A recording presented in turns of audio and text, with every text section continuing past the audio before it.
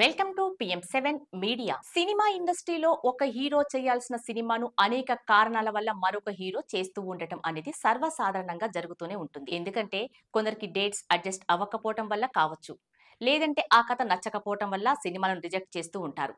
ఇక ఒక hero reject చేసిన సినిమా మరొక హీరో కెరియర్లోని ది బెస్ట్ సినిమాగా నిలిచే అవకాశాలు కూడా ఉంటాయి. అలాంటిదే ఓ సంఘటన గతంలో చోటు చేసుకుంది.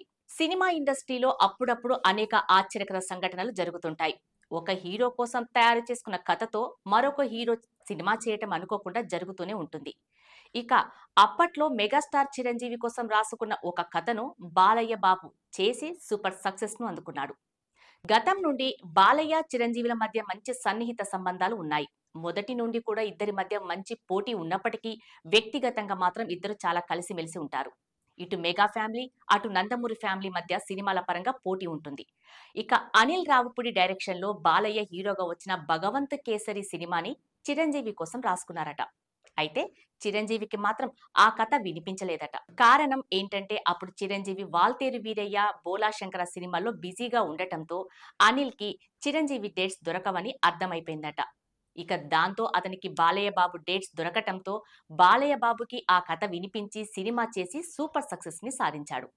మరి ఏది ఏమైనా కూడా ప్రస్తుతం అనిల్ రావిపూడి ఇప్పుడు చిరంజీవితో సినిమా చేస్తున్నాడు. కాబట్టి ఈ సినిమా కూడా ఒక కొత్త స్టైల్లో ఉండబోతుందనే వార్తలు కూడా వినిపిస్తున్నాయి. ఇక ఒకప్పటి చిరంజీవిని స్క్రీన్ మీద ప్రజెంట్ చేసే ప్రయత్నంలో అనిల్ రావిపూడి ఉన్నట్టుగా తెలుస్తుంది. ఇప్పటికే ప్రీ ప్రొడక్షన్ వర్క్స్ మొత్తాన్ని ఫినిష్ చేసే పనిలో బిజీగా ఉన్నాడు అనిల్ రావిపూడి. ఈ సంక్రాంతి విడుదలైన సంక్రాంతికి వస్తున్నాం సినిమాతో భారీ విజయాన్ని సాధించి సంక్రాంతి విన్నర్ గా నిలిచిన అనిల్ రావిపూడి ఇక వచ్చే సంక్రాంతికి కూడా చిరంజీవి సినిమాతో ప్రేక్షకులు మెచ్చే మెగా బ్లాక్ బస్టర్ తో వస్తానని అంటున్నాడు. ఇక చిరంజీవిని డైరెక్ట్ చేయాలనేది తన కలగా చాలా సందర్భాల్లో తెలియజేశాడు. మరి చిరంజీవి లాంటి స్టార్ హీరో దొరికితే మాత్రం అతను తన పూర్తి ఎఫర్ట్ పెడతానని ఇంతకు ముందు చాలా సందర్భాల్లో చెప్పాడు. చిరంజీవితో భారీ బడ్జెట్ సినిమాను తీసి సూపర్ సక్సెస్ ని అందుకోవాలని మనము ఆశిద్దాం.